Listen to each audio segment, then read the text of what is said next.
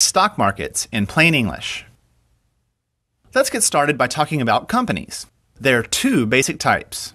The first is called a private company. Ownership in these companies is private, which means it's not available to everyone.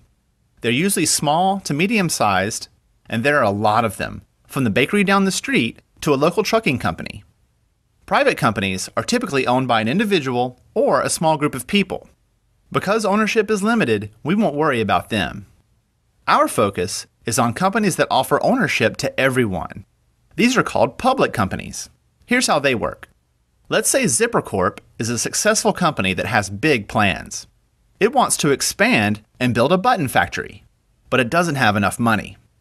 Because it's a public company, Zipper Corp can divide part of the ownership of the company into thousands of pieces and sell them to people like Maya.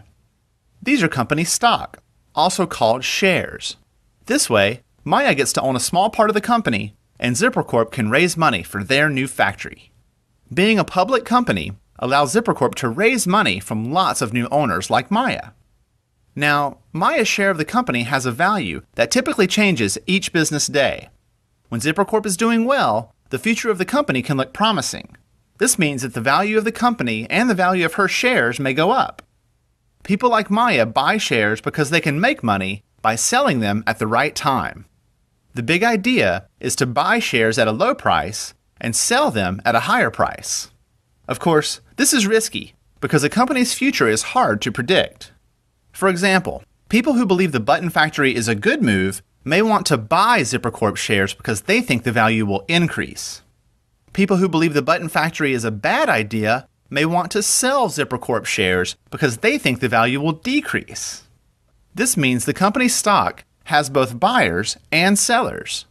Each business day, shares change hands, depending on how people feel about the company's future value. Some days, there's more buying, which can cause the stock price to rise.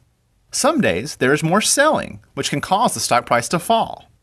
This is true for each public company in the market.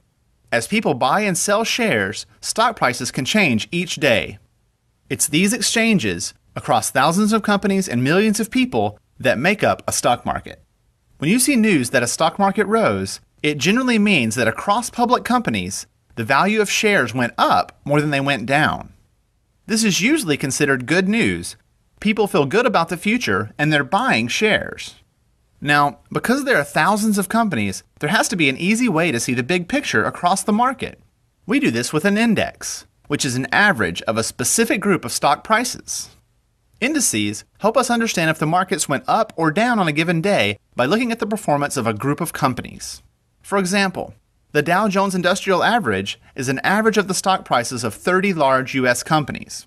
The S&P 500 is an average of 500 companies. We hear a lot about stock markets in the U.S., but there are stock markets all over the world. In each market, companies share ownership with the public, and that ownership is exchanged over and over. And we get to see how it all comes together across public companies thanks to indices we see in the news each business day.